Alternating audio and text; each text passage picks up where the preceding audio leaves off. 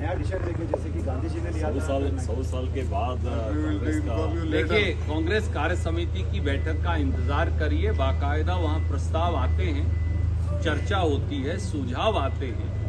उन सारे सुझावों के आधार पर उसके बाद ही तो कांग्रेस कार्य समिति निर्णय लेती है। मैं या शिव कुमार जी निर्णय नहीं ले सकते। कांग्रेस कार्य समिति चर्चा करेगी और उसके बाद उस पर राष्ट्र हित में और कर्नाटक हित में चर्चा होगी और उसके बाद उस पर निर्णय। चारों पैसा लग रहे राहुल गांधी क्रेडिट है ಸರ್. ಬೆಳಗಾವಿಯಲ್ಲಿ ಮತ್ತೊಮ್ಮೆ ಏನಂತಾರೆ, ಬೆಳಗಾವಿ ನಗರ ಹೇಗೆ ಕಾಣ್ತಾ ಇದ್ದಾರೆ, ಒಂಥರ ದೀಪಾವಳಿ ತರ ಕಾಣ್ತಾ ಇದೆ ಸರ್. ಅಷ್ಟೊಂದು ಆಗಿದೆ. ಯಾವ ತರ ಇದೆ ಇದು ನಾವು ವಿಶೇಷವಾಗಿ ಇದು ದೇಶದ ಒಂದು ಇತಿಹಾಸ. ಕಾಂಗ್ರೆಸ್ ಇತಿಹಾಸ ಈ ದೇಶದ ಇತಿಹಾಸ.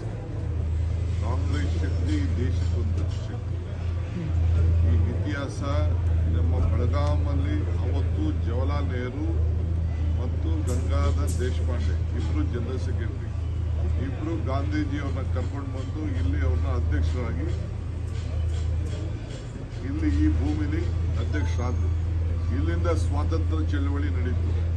ಅದೇ ರೀತಿ ನಾವು ಇವರು ನಮ್ಮ ಸುರ್ಜೇವಾಲ, ಸಿದ್ದರಾಮಯ್ಯ ನಾವೆಲ್ಲ ಸೇರಿ ಇಲ್ಲಿಂದನೇ ನಾವು ಪ್ರಜಾಧ್ವನಿ ಆ ನೀರನ್ನು, ಗಾಂಧಿ ಬಾವಿ ನೀರನ್ನು ತೆಗೆದು ಚೆಲ್ಲಿ ಕಸ ಗುಡಿಸಿ ಈ ರಾಜ್ಯದಲ್ಲಿ 136 ಸೀಟು ಬಂದಿದೆ. ಮತ್ತೆ ಇದನ್ನು ಇಲ್ಲಿಂದನೇ ಈ ದೇಶಕ್ಕೆ, ಈ ರಾಜ್ಯಕ್ಕೆ ಮುಂದೆ ಯಾವ ದಿಕ್ಕಿನಲ್ಲಿ ಈ ಜನತೆಗೆ ತೆಗೆದುಕೊಂಡು ಹೋಗಬೇಕು ಅನ್ನೋದನ್ನು ತೀರ್ಮಾನ ಮಾಡಲಿಕ್ಕೆ ಈ ಒಂದು ಸಮಾವೇಶ ಇಲ್ಲಿ ನಡೀತದೆ, ಮೀಟಿಂಗ್ ನಡೀತದೆ. ಸೊ ಆ ಕೆಲಸ ನಾವು ಮಾಡ್ತೀವಿ. ಮಿಕ್ಕಿದ ವಿಚಾರ ಎಲ್ಲ ನಾವು ನಿಮಗೆ ತಿಳಿಸ್ತೀವಿ. ಸರ್, ಈಗ ಈ ಜೈಲು ವ್ಯವಸ್ಥೆಗಳು, ರಾಜ್ಯದ ಜೈಲು ವ್ಯವಸ್ಥೆಗಳು ದುಡ್ಡು ಕೊಟ್ಟರೆ ಏನೆಲ್ಲ ಸಿಗುತ್ತೆ ಅನ್ನೋದು ಮತ್ತೊಂದು ಸಾಬೀತಾಗಿದೆ. ಬೆಳಗಾವಿ ಜೈಲಲ್ಲಿ ಐ ಡೋಂಟ್ ವಾಂಟ್ ಟು ಅದೆಲ್ಲ ನನಗೆ ಅದೆಲ್ಲ ಡಿಸ್ಕಸ್ ಮಾಡಕ್ ತಯಾರಿ. ದುಡ್ಡು ಕೊಟ್ಟು ಅದೆಲ್ಲ ಬೇಲೆ ಹಾಕೋರು ಯಾರು ಅಂತ ಸರ್, ಸರ್ಕಾರ ನೀವು ಡಿಸಿಎಂ ನೀವೇ ಅದೆಲ್ಲ ಒಂದು ಕೆಲಸ ಮಾಡೋ ಹೋಮ್ ಮಿನಿಸ್ಟರ್ ಹತ್ರ ಮಾತಾಡಿ ಬರ್ತಾರೆ. ಸರ್, ಈಗ 100 ವರ್ಷಗಳ ನಂತರ ಮತ್ತೊಮ್ಮೆ ಈಗ ಕಾಂಗ್ರೆಸ್ ಎರ ಸ್ಟಾರ್ಟ್ ಆಗಿದೆ. 100 ವರ್ಷಗಳ ನಂತರ ಮತ್ತೊಮ್ಮೆ ಕಾಂಗ್ರೆಸ್ ಎರ ಸ್ಟಾರ್ಟ್ ಆಗಿರುವಂಥದ್ದು ಯಾವ ತರ ತಾವು ಅಧ್ಯಕ್ಷರಾಗಿ ಹೊಸ ದಿಕ್ಕಿಗೆ ಈ ದೇಶನ ಈ ಕಾಲಕ್ಕೆ ಏನ್ ಬೇಕೋ ಆ ಕಾಲ, ಅಂದು ಗಾಂಧಿ ಇಂದು ಖರ್ಗೆ ಸರ್ ಆ ಜಾಗದಲ್ಲಿ ಇದಾದ ಮೇಲೆ ಹೊಸ ಯುಗದಲ್ಲಿ ಏನು ಪರಿತ್ಕೊಂಡು ಹೋಗ್ಲಿಕ್ಕೆ ಸಾಧ್ಯ, ಅದನ್ನೆಲ್ಲ ಕೂಡ ಕಾಂಗ್ರೆಸ್ ವರ್ಕಿಂಗ್ ಕಮಿಟಿ ಈ ದೇಶದ ಎಲ್ಲ ನಾಯಕರುಗಳು ಬಂದು ಚರ್ಚೆ ಮಾಡಿ ಈ ದೇಶಕ್ಕೆ ಯಾವ ದಿಕ್ಕಿನಲ್ಲಿ ನಮಗೊಂದು ಹೊಸ ಅಧ್ಯಾಯ ಪ್ರಾರಂಭ ಮಾಡಲಿಕ್ಕೆ ಮಾರ್ಗದರ್ಶನ. ಎಷ್ಟು ಜನ ಸೇರುವ ನಿರೀಕ್ಷೆ ಇದೆ? ಎಷ್ಟು ಜನ ಸೇರುವ ನಿರೀಕ್ಷೆ?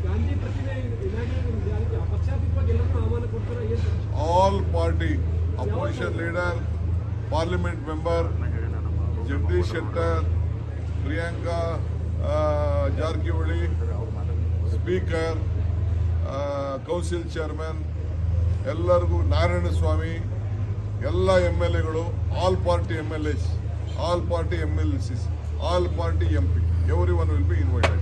That is purely a government program. Public will not be invited. ಕೆಲವು ಗಾಂಧಿ ಸ್ವಾತಂತ್ರ್ಯ ಹೋರಾಟಗಾರರನ್ನ, ಬೆಳಗಾಮಲ್ಲಿರುವಂಥ ಸ್ವಾತಂತ್ರ್ಯ ಹೋರಾಟಗಾರರು ಅವ್ರನ್ನ ಇನ್ವೈಟ್ ಮಾಡ್ತಾ ಇದ್ದೀವಿ.